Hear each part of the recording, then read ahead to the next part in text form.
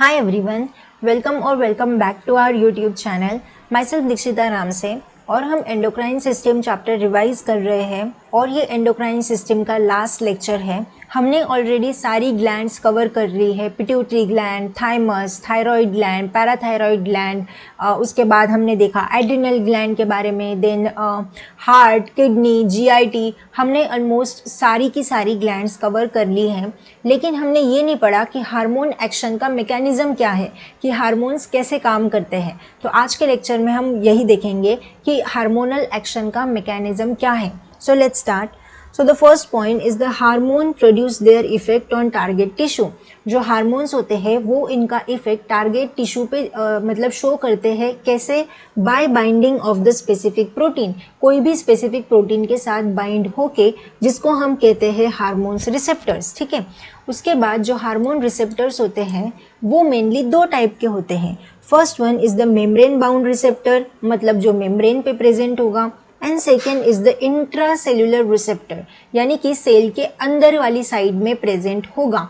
तो on the cell membrane of target cell, कि जो मेम्ब्रेन बाउंड रिसेप्टर होते हैं वो टारगेट सेल के मेम्ब्रेन पे प्रेजेंट होते हैं, और जो इंट्रासेल्यूलर रिसेप्टर होंगे वो टारगेट सेल के अंदर यानी कि इनसाइड प्रेजेंट होंगे। उसके बाद मोस्टली न्यूक्लियर रिसेप्टर्स भी होते हैं जो न्यूक्लियस के अंदर प्रेजेंट होते हैं। देन उसके बाद जो hormone and receptor, hormones receptor दोनों मिलके उसको बोलते हैं hormone receptor complex, leads to certain biochemical changes in the target tissue. इसकी वजह से टारगेट टिश्यू में कुछ सर्टन बायोकेमिकल चेंजेस भी देखने को मिलते हैं। Target tissue metabolism, hence physiological functions are regulated by hormone. इसी वजह से जो फिजियोलॉजिकल फंक्शंस होते हैं हार्मोन्स के वो रेगुलेट होते हैं। Each receptor is specific to one hormone only and hence receptors are specific.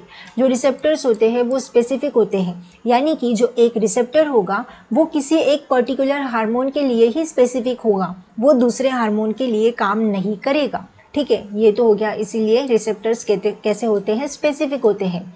तो उसके बाद on the basis of chemical nature, अगर हम केमिकल नेचर के बेसिस पे बात करें तो जो पेप्टाइड, पॉलीपेप्टाइड या फिर जो प्रोटीनिशियस हार्मोन्स होते हैं उनकी लिस्ट यहाँ पे मैंने बनाई है।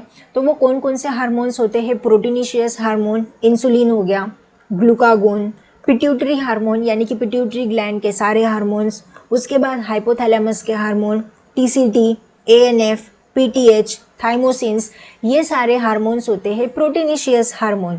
अब ये प्रोटीनिशियस हार्मोन है तो ये वाटर सोल्यूबल हार्मोन्स है। अगर ये वाटर सोल्यूबल है तो ये प्लाज्मा मेम्ब्रेन को क्रॉस नहीं कर सकते। तो अगर ये प्लाज्मा मेम्ब्रेन को क्रॉस नहीं कर सकते, लेकिन इनको मेम्ब्रेन के अंदर तो जाना है क्योंकि इनको काम तो करना है ना, तो इसीलिए इनको मेम्ब्रेन के अंदर पहुंचाने के लिए कुछ चीज़ लगेगी, तो वो होती है सेकेंडरी मैसेंजर। तो इनको सेकेंडरी मैसेंजर की रिक्वायरमेंट होती है। अब आपको समझ में आया होगा कि सेकेंडरी मैसेंजर हार्मोन्स को क्यों लगते हैं। सारे हार्मोन्स के लिए सेकेंडरी मैसेंजर्स यूजफुल नहीं होते। जो प्रोटीनिशियस हार्मोन्स होते हैं, जो प्लाज्मा मेम्ब्रेन को क्रॉस नहीं कर सकते, जो मेम्ब्रेन के ऊपर बाउंड है लेकिन इनको मेम्ब्रेन के अंदर काम करना है, तो उनको मेम्ब्रेन के अंदर ले जाने के लिए कोई चीज़ तो लगेगी ना जो उनको मेम्ब्रेन के अंदर पहुंचा दे, तो वो होते हैं सेकेंडरी मैसेंजर। तो इसीलिए इनको सेकेंडरी मैसेंजर की रिक्वायरमेंट होती है। उसके बाद जो स्टेरॉइड, अब जो स्टेरॉइड हार्मोन्स होंगे यानी जो लिपिड के बने हुए होंगे, ठीक है, जैसे कि कॉर्टिसोल, टेस्टोस्टेरोन, एस्ट्राडायोल, प्रोजेस्टेरोन, अल्डोस्टेरोन, ये जो हार्मोन्स होते हैं वो लिपिड हार्मोन होते हैं, यानी कि वो स्टेरॉइड हार्मोन्स है जो लिपिड के बने हैं, मतलब वो वाटर इनसोल्यूबल है। ऑफ कोर्स जो लिपिड होता है वो वाटर में सोल्यूबल नहीं होता, तो वो वाटर इनसोल्यूबल है, मतलब फैट सोल्यूबल है, कि फैट में सोल्यूबल हो जाएगा, तो वो फैट सोल्यूबल है, तो वो प्लाज्मा मेम्ब्रेन को डायरेक्टली क्रॉस कर सकते हैं। तो इसीलिए इनको कोई भी कैरियर की ज़रूरत नहीं है, तो इनको कोई भी सेकेंडरी मैसेंजर की ज़रूरत नहीं होती। इसीलिए इनको बोला जाता है इंट्रासेल्यूलर रिसेप्टर। ठीक है, तो सेकेंडरी मैसेंजर की ज़रूरत किसको होगी? जो प्रोटीनिशियस हार्मोन्स होंगे उनको होगी। जो लिपिड हार्मोन, जो स्टेरॉइड हार्मोन्स होंगे उनको इंट्रासेल्यूलर रिसेप्टर की नीड नहीं है। उसके बाद आइडोथायरोनिन हार्मोन्स भी होते हैं जो कि फैट सोल्यूबल होते हैं, जिसमें आते हैं आपके थायराइड हार्मोन। उसके बाद होते हैं कुछ अमीनो एसिड डेरिवेटिव्स जिसमें आते हैं इपिनेफ्रिन एंड नॉर इपिनेफ्रिन। इनको बायोजेनिक अमीन्स भी कहा जाता है। इसमें डोपामिन भी आता है, टायरोसिन यानी कि मेलाटोनिन भी आएगा अमीनो एसिड डेरिवेटिव के अंदर। ये तो हो गया केमिकल नेचर के बेसिस पे हार्मोन्स का क्लासिफिकेशन। तो देखो उसके बाद यहाँ पे यही बात लिखी है कि hormone which interact with the membrane bound receptor do not enter target cell. तो उनको सेकेंडरी मैसेंजर जनरेट करना पड़ेगा। और सेकेंडरी मैसेंजर के एग्जाम्पल क्या क्या होते हैं, साइक्लिक एएमपी हो गया, IP3 हो गया या फिर कैल्शियम हो गया, ये होते हैं सेकेंडरी मैसेंजर। ये रेगुलेट करते हैं देन फर्दर मेटाबॉलिक सेल की मेटाबॉलिक एक्टिविटीज़ को। और ये कौन कौन से हार्मोन्स होते हैं जिनको सेकेंडरी मैसेंजर लगता है, protein hormone and amino acid derivative के hormones.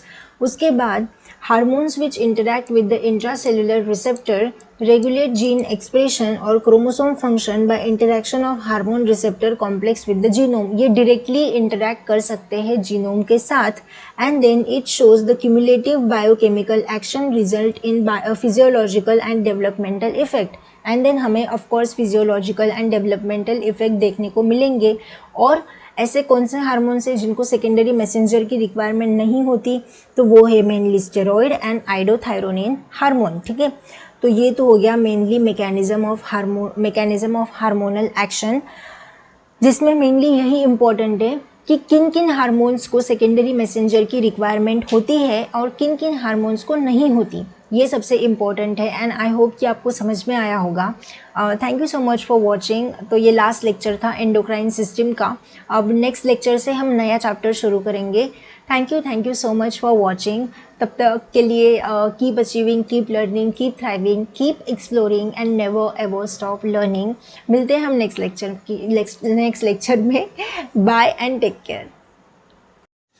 You can support my channel by scanning this QR code via UPI. Any small contribution means a lot to me and helps me continue creating content. Thank you so much for your support.